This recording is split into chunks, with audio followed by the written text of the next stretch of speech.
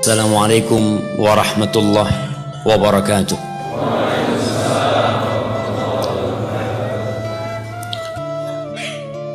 Innal hamdalillah nahmaduhu wa nasta'inuhu wa nastaghfiruh. Sungguh segala puji hanya milik Allah. Hanya Dia yang pantas untuk dipuja dan dipuji. Segala kebaikan yang ada pada diri kita adalah murni karunia Allah. Segala kesuksesan yang dapat kita raih itu juga murni karena kebaikan Allah sama kita. Hanya Allah yang kita puji, dan selalu kita memuji Allah. Kepadanya kita minta pertolongan, karena Dialah Al-Aziz, Al-Qawi, Al-Matin. Dialah yang ala kulli syai'in qadir.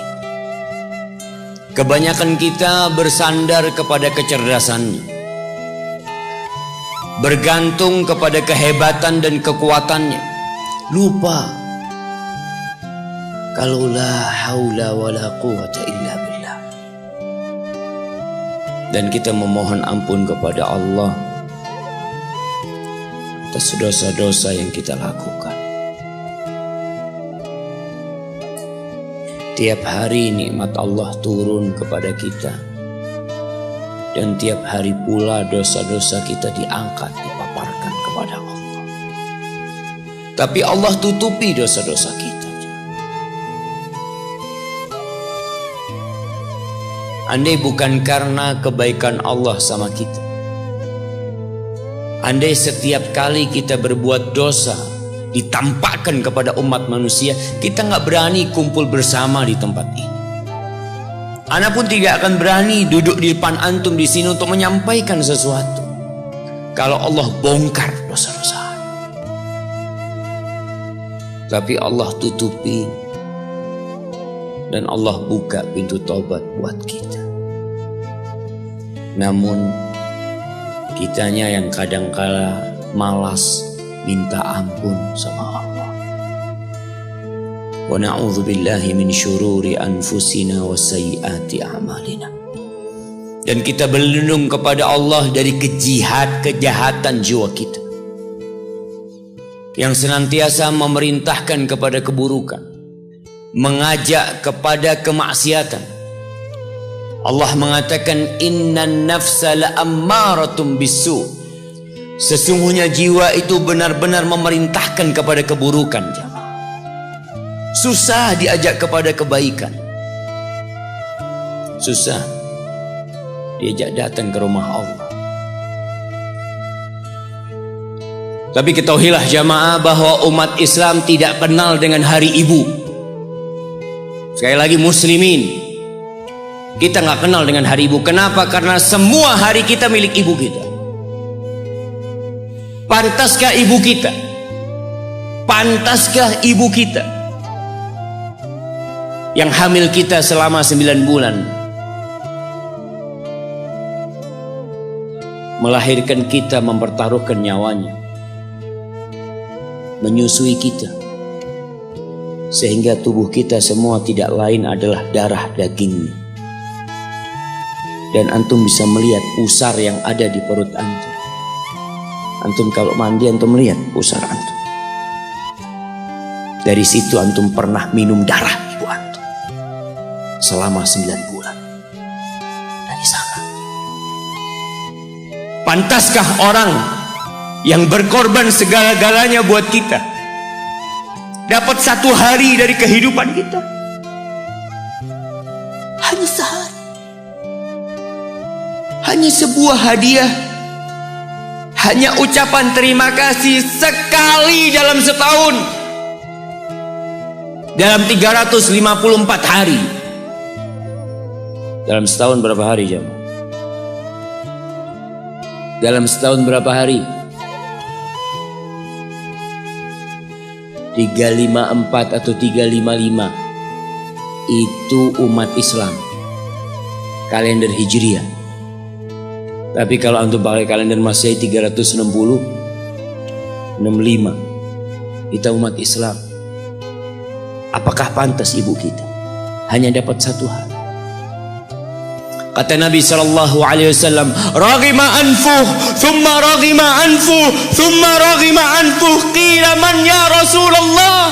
Celaka itu orang, sengsara itu orang, penuh dengan debu hidungnya itu orang. Qila, siapa ya Rasulullah SAW? Siapa orang itu? Man adraka walidayhi au ahadahuma thumma lam yadkhulil jannah. Orang yang hidup bersama orang tuanya, satu atau kedua-duanya. Dia hidup mendapatin satu atau dua orang tuanya masih hidup. Celaka orang ini kalau ternyata nggak bisa masuk surga dia jamaah. Jamaah, pintu surga yang paling indah kata Nabi SAW itu orang tua kita, bapak ibu kita. Dan dia dekat sama kita. Dialah yang melahirkan kita. Dialah yang punya jasa besar sama kita. Kalau kepada mereka antum nggak bisa masuk surga lewat keduanya, antum mau lewat pintu yang mana masuk surga? Ustaz, ana mau masuk lewat pintu sodakoh. Bisa jadi sodakoh antum hanya pencitraan dari antum, karena sama orang tua antum nggak baik. Antum berbuat baik sama umat manusia, antum bangun masjid, antum bantu anak yatim, sama orang tua sendiri nggak baik, berarti antum riak selama ini berbuat. Wallahi jamaah, kita perlu lihat awsatu abwabil jannah. Pernah ada seorang yang bertanya kepada Abu Darda.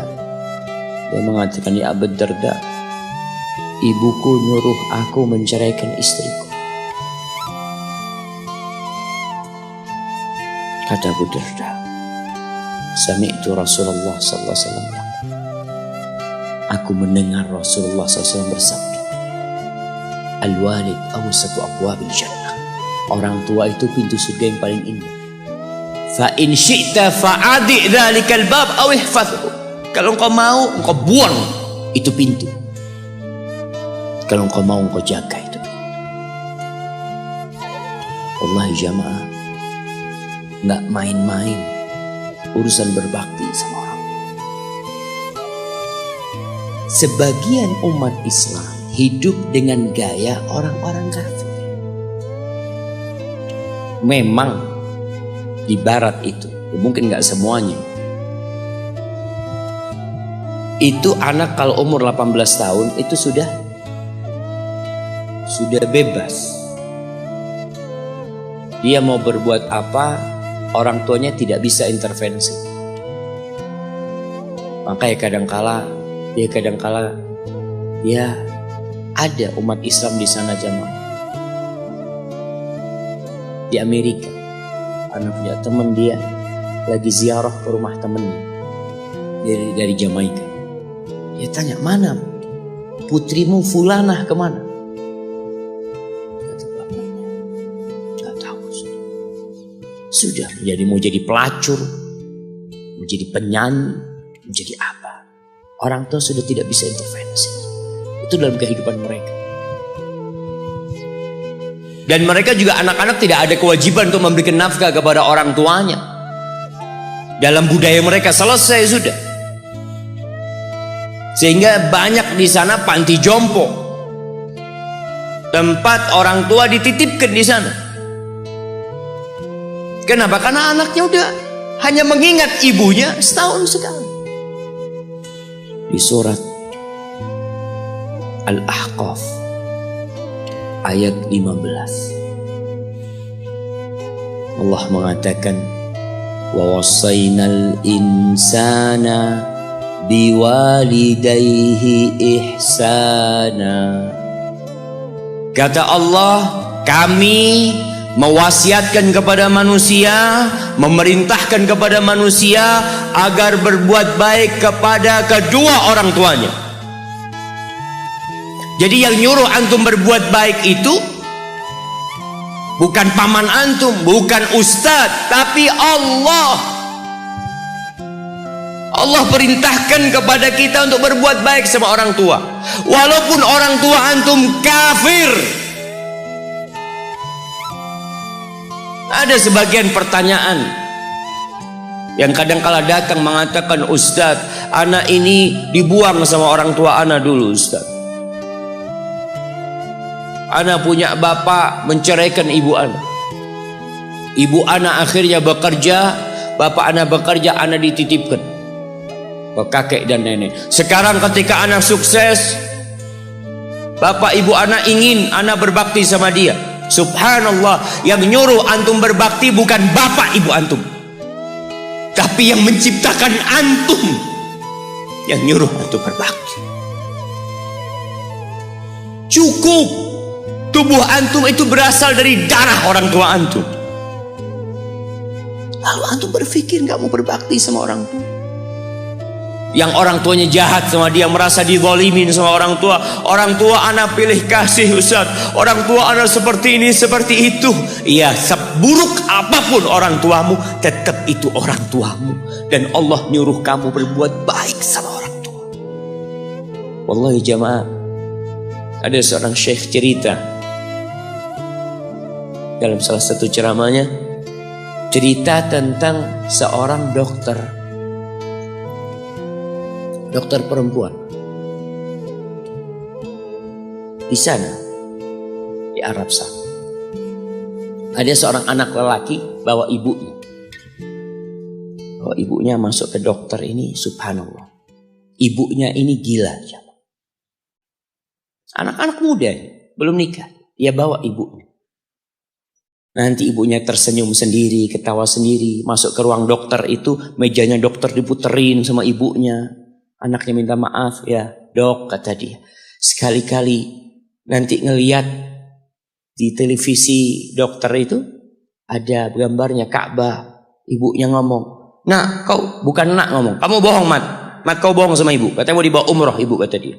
Nanti diludahin anaknya, digigit anaknya, nanti kerudungnya ibunya terbuka dipasangin lagi.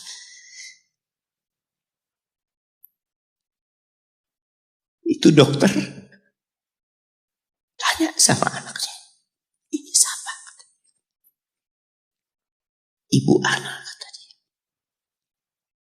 Sejak kapan dia seperti ini? Sejak lahir. Loh, terus gimana engkau bisa lahir? Iya, sama kakek anak, ibu anak dinikahkan, tapi 10 bulan diceraikan. Ya karena seperti ini Pak, anak akhir dari rahim ibu. Dan seperti ini kelakuan. Iya, kata dia. Engkau berbakti sama dia, kata dia. Dia kan gak kenal sama engkau. Iya, dia gak tahu sama anak, tapi Allah tahu kalau dia ibu anak kan. Allah tahu kalau dia ibu anak harus berbakti. Ditanya, ibumu sakit apa? Ibu kena gula, kata dia. Setelah dikasih resep, itu dokter cerita, pasiennya keluar, ditutup pintunya. Dokter ini nangis. Dia mengatakan, ana sering dengar ceramah tentang birrul walidain.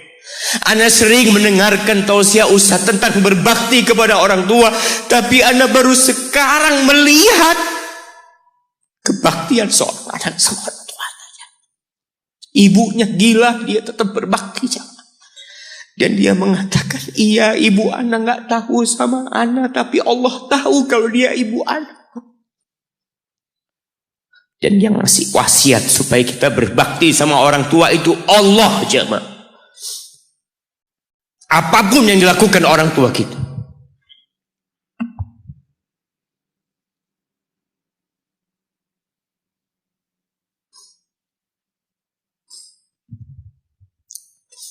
apalagi ibu. Allah katakan, hamalathu ummuhu kurha wa wada'athu kurha. Ibu kita, hamil kita itu dalam kondisi yang yang sulit.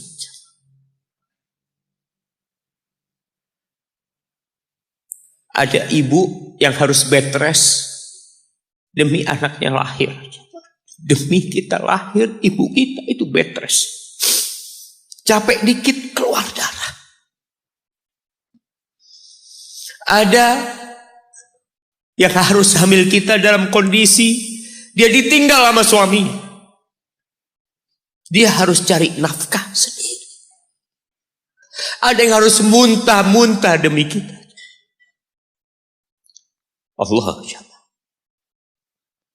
Lalu kita berdiri buat ibu kita, capek. Diceritakan seorang, ya kita semua tahu ceritanya, tentang 3 orang yang masuk ke dalam gua. Kemudian gua itu tertutup dengan batu yang menggelinding. Lalu mereka bertawasul dengan amal soleh mereka. Salah satunya yang mengatakan, Ya Rabbi, Allahumma, Ya Allah, aku punya 2 orang tua. Aku punya 2 orang tua. Yang aku senantiasa memberikan susu kepada keduanya sebelum keluarga yang lain minum susu. Dia sudah menikah, dia punya istri, punya anak. Pada suatu hari, ya Allah, aku kejauhan cari rumput. Sehingga aku balik dalam kondisi orang tua sudah tidur. Maka aku pereskan susu buat keduanya, ya Allah. Allah tahu, tapi dia mau cerita sama Allah. Dia ingin tawasul dengan amal soleh dia. Lalu aku taruh di wadah. Aku datang ke bapak ibuku, mereka tidur. Maka aku berdiri di hadapan kedua. Jamaah, bukankah bisa dia taruh di sebelah meja ibunya susu itu? Dia ambilkan meja, taruh di sana, dia bisa tidur. Dia sudah berbakti sama orang tuanya dengan seperti itu. Tapi anak ini tidak. Aku berdiri, ya Allah, aku gak ingin membangunkan keduanya. Dan aku terus berdiri, aku pegang itu susunya. Sampai mau subuh bangun, aku serahkan kepada kedua. Anak-anaknya nangis minta susu. Kata dia, lah, sampai bapak ibu aku minum. Kalian jangan minum. Kita kadang-kala sudah menikah lebih peduli sama istri kita. Lebih peduli sama anak-anak kita. Nggak ada hadis yang mengatakan anak itu pintu surga, jemaah. Yang ada itu orang tua pintu surga. Kita peduli sama anak-anak kita. Beli oleh-oleh buat istrinya. Ditelepon istrinya mau apa, kepingin apa. Pernahkah engkau telepon ibumu? Tanya, Umi kepingin apa, Umi? Ana lagi dalam perjalanan, Umi.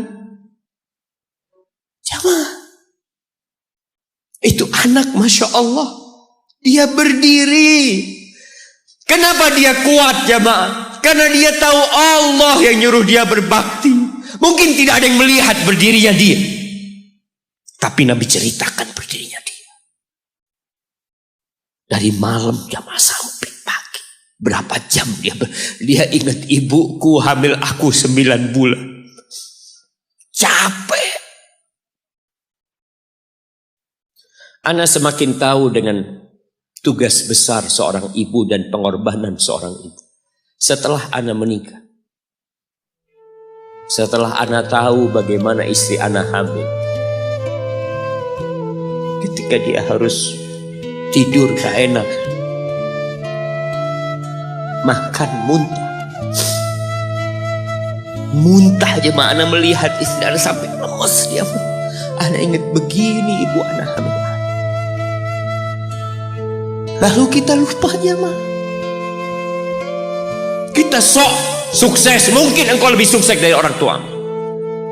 Tapi kalau nggak ada bapak ibu, engkau nggak akan pernah lahir di muka kamu. Allah ceritakan ibunya hamil dia. Wa wada'athu kurha, dan melahirkannya dalam kondisi sulit. Kadangkala perut ibu kita itu disobek demi kita keluar dari perut ibu kita. Antum meninggalkan luka di ibu. Itu dijahit. Kalau antum anak ketiga, Allahu Akbar. Berapa kali dibelah perut ibu kita coba. Tubuhnya jadi jelek gara-gara kita. Tapi dia nggak peduli, yang penting antum lahir dengan selamat. Kalau ibu kita dikasih pilihan, ini nggak bisa diselamatkan dua. Salah satunya akan meninggal dulu. Kira-kira apa kata ibu antum? Iya, nggak apa-apa dok, selamatkan bayinya dok. Nggak apa-apa dok, biar dia lahir dok. Subhanallah. Berapa banyak ibu yang meninggal dunia ketika dia melahirkan anak. Wa hamluhu wa fisaluhu 30 syahra. Hamilnya dan menyusuinya itu 30 bulan. Artinya bukan ketika antum lahir selesai lelahnya ibu kita. Memang ketika antum lahir dengan selamat, Allahu Akbar, ibu itu lupa dengan rasa sakit dia 9 bulan. Ibu itu lupa dengan jeritan dia mengeluarkan kita ketika kesakitan. Itu lupa. Dia tersenyum, dia bawa anaknya, ditaruh di dadanya. Allahu Akbar. Kalaupun ada air mata yang menetes, itu air mata kebahagiaan orang tua dengan hadirnya kita di muka bumi ini. Lalu kita bisa berjalan. Kita nggak bisa apa-apa lahir. Allah rekam kebaikan ibu kita. Kita disusui sendiri. Berapa bulan? 2 tahun. 24 bulan disusui. Mungkin ada yang kurang, mungkin ada yang lebih. Tapi yang jelas kondisi kita tidak bisa berbuat apa-apa. Kita hanya bisa menangis saja, Pak. Antum lapar menangis, buang kotoran menangis. Siapa yang datang membersihkan kotoran antum? Ibu antum. Yang gendong antum siapa? Ibu antum. Dia susui, subhanallah, sampai anaknya agak besar sedikit, diajari bicara sama ibunya, diajak ngomong sama ibunya, diajarin berdiri sama ibunya, diajarin berjalan sama orang tuanya. Allahu Akbar. Kemudian ketika antum sukses, antum berangkat ke luar negeri, antum berangkat ke luar kota, meninggalkan kedua orang tua antum, boleh, asalkan dengan ridho orang tua antum. Kalau ibu antum telepon, antum di Batu sini, kuliah, sampai sukses jadi pengusaha di sini, ibu antum di kampung telepon, nah, ibu ingin kau balik ke kampung. Jangan pernah mengatakan, Bu, anak kerjanya di sini, Ibu. Saya ditugaskan di sini. Tinggalkan semua pekerjaanmu, pulang ke rumah. Ustaz, gimana dengan istri dan anak-anak anak? Yang ngasih makan istri sama anak-anak antum itu Allah Jalla Jalla. Bawa pulang ke kampung, hidup sama ibu antum. Jamaah, ada seorang sahabat yang izin untuk berjihad, izin untuk mendapatkan surga yang paling tinggi, izin untuk bisa memberikan syafaat kepada 70 dari keluarganya. Kalau dia mati syahid, dia datang kepada Nabi SAW, ditanya, bapak ibumu hidup? Iya, kata dia. Pulang engkau ke sana, fazammal jannah, di sana ada surga. Ilzam rijlaiha, engkau tetap di kaki ibu. Ini mau jihad, bukan mau cari fulus, jemaah. Bukan mau cari kenikmatan dunia, dia mau cari surga. Tapi pintu surga yang paling baik orang tua dapat jauh-jauh. Jemaah, Allah, ketika antum nangis di kasur ibu, di dapur lagi masak, dimatikan kompornya, dia datang jumpai antum. Antum lihat, anak sering lihat ketika kajian, bagaimana seorang ibu yang gendong anaknya yang nangis. Dia ingin dengarkan kajian, tapi engkau menghalangi dia untuk mendengarkan kajian dengan baik. Dia harus gendong. Kadang-kadang nggak boleh deket-deket kajian, yang bawa anak tempatnya lain, dan dia nurut. Engkau ganggu hidup dia dari sejak engkau lahir. Kemudian setelah engkau dewasa, engkau nggak berbakti sama ibu. lupa dengan wa hamluhu wa fisaluhu 30 syahr. Di masa Umar bin Khattab, ada seorang yang datang kepada Umar mengatakan, "Ya Amirul Mukminin,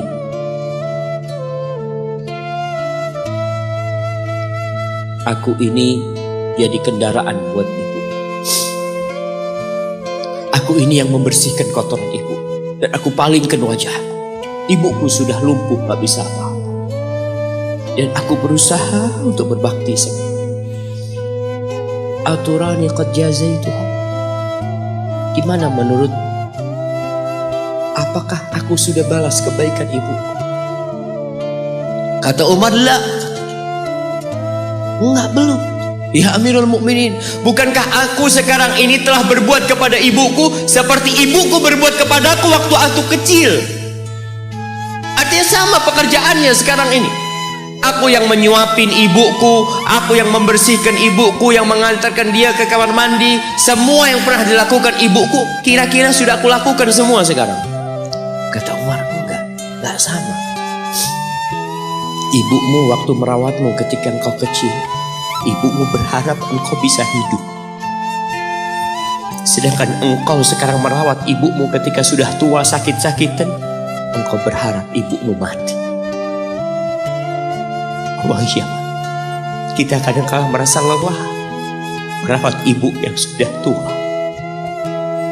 Merasa kadang-kadang, ya Allah, kalau ibu ini meninggal insya Allah lebih baik. Antum mau istirahat. Wah iya, belum. Suatu hari tatkala Abdullah bin Umar tawaf, ada seorang yang menggendong ibunya. Sambil dia bersenandung mengatakan, "Inni anal ba'iru hal mudhallalu in udhirat rikabuha lam udhar." Aku ini adalah tunggangan ibuku yang taat dan patuh. Kalau tunggangan-tunggangan lain itu dikagetin, kaget. Aku tidak pernah membuat ibuku kaget di atas punggungku. Lalu bertemu dengan Abdullah bin Umar bin Khattab. Dia bertanya, "Kira-kira aku sudah balas enggak kebaikan ibuku? Aku nih bawa ibuku dari Yaman. Dari Yaman. Mungkin 2000 kilometer. Dia gendong ibu. Sampai melaksanakan ibadah haji semua dia di punggung, ibunya di punggungnya. Dia tanya, aku sudah balas enggak kebaikan ibuku?" Apa kata Abdullah bin Umar bin Khattab? "Wala bitalqatin min talaqat." Rasa sakit ibumu ketika dia mengeluarkanmu, yang ibu itu kesakitan, satu rasa sakitnya belum engkau balas. Bagaimana dengan kebaikan dia yang lainnya? Tapi engkau telah berbuat baik kepada ibu. Maka kita gak boleh merasa sudah berbuat baik sama ibu. Apalagi merasa sudah balas budi. Na'udzubillah. Jamaah, balasan untuk orang yang berbakti kepada orang tuanya kontan Allah bayar di dunia sebelum di akhirat. Balasan buat orang yang durhaka sama orang tuanya kontan nih, dibayar di dunia sebelum di akhirat. Ma min dzambin ahaqqu an yu'ajjilallahu lahul uquba fid dunya ma'a ma yudakhiru lahu fil akhirah minal baghi wa qati'atir rahim wa fi riwayah wal uqu. Tidak ada dosa yang lebih pantas untuk dibalas di dunia sebelum di akhirat nanti daripada keboliman dan kedurhakaan kepada orang tua. Jadi kalau bicara berbakti sama orang tua, itu bukan kita ngasih tahu sama anak kita, "Nah, kamu harus berbakti sama orang tua, nak. Kamu harus seperti ini pada orang tua." Nggak perlu. Anak-anak itu perlu contoh dari bapak dan ibu.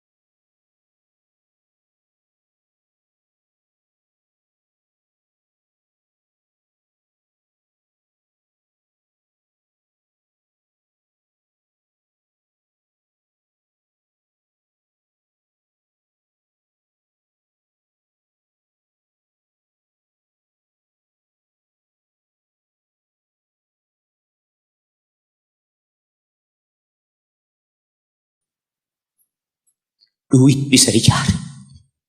Tapi ibu kalau mati, antum akan menyesal. Antum gak bakal ketemu lagi. Akan datang satu saat antum hanya ingin melihat wajah ibu antum. Gak ada lagi. 3 kali dia jamaah. Jangan takut duit antum habis untuk berbakti sama ibu. Jangan berpikir kalau uang untuk beli tiket terus Ustaz habis. Ya Allah, antum gak percaya sama Allah.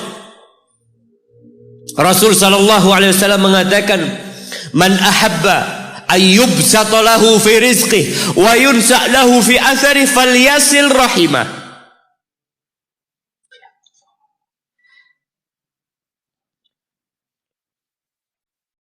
Barang siapa yang ingin rizkinya diluaskan, barang siapa yang ingin umurnya dipanjangkan, apa yang dia lakukan? Sambung rahimnya.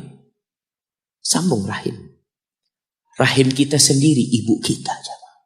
Kita dari sana keluar. Itu yang paling berhak mendapatkan kebaktian kita. Antum jangan takut kehabisan waktu. Ketika antum berbakti sama orang tua, Allah berkahin waktu antum. Jangan takut duit antum habis, Allah lipat gandakan apa yang antum keluarkan. Tapi kadang-kala kita nggak yakin. Kita berpikir hitung-hitungan, aduh anak kalau ngasih orang tua berangkat pulang berapa, kalau dihitung aduh nggak masuk Ustaz hitungannya. Antum biarkan malaikat yang itu. Kiraman katibin ya'lamuna ma taf'alun. Allah tuh punya malaikat-malaikat mulia yang tugasnya mencatat. Dia tahu dengan apa yang antum kerjakan. Biarkan mereka yang mencatat. Biarkan mereka yang menghitung. Wallahi jamaah, kita tuh disuruh dekat sama orang tua kita. Apalagi kalau orang tua kita minta. Kalau enggak, ya mungkin dia ridho jauh. Tapi jangan dipikir dia suka antum jauh dari dia. Maka sebagai bentuk kebaktian anak, tetaplah antum dekat sama orang tua. Yang terakhir, di surah Luqman, ketika Allah mewasiatkan agar kita berbakti sama orang tua kita. Lalu Allah mengatakan, wa in jahadaka ala an tusyrika bi ma laysa laka bihi ilm fala tuti'huma. Kalau kedua orang tuamu memaksamu untuk melakukan kesyirikan, melakukan kekufuran, jangan taat kepada keduanya. Fala tuti'huma, jangan taat, jangan patuh. Tapi setelah itu Allah mengatakan, wa sahibhuma fid dunya ma'rufa. Sahibhuma, jadikan orang tua antum sahib antum. Temanin dia, jangan ditinggal. Kebanyakan di antara kita berkata, Ustaz, abah ana belum dapat hidayah, ibu ana belum dapat hidayah. Pertanyaannya, antum hidup di mana? Ibu antum hidup di mana? Ana hidup di Jakarta, ibu ana hidup di kampung, orang tua ana hidup di kampung, antum setahun kali pulang. Kata Allah, sahibhuma fid dunya ma'rufa. Ini yang kafir. Temanin keduanya dalam kondisi penuh dengan kebaikan. Haibati fillah, sekali lagi ana sampaikan bahwasanya kebaktian kepada orang tua itu memiliki kedudukan yang tinggi setelah bertauhid kepada Allah.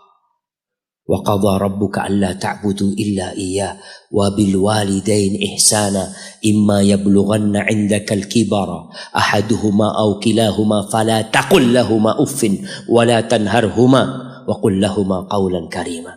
Antum baca nanti surat Al-Isra ayat 23. Antum baca, jangan cuma dengar, baca tafsirnya supaya antum tahu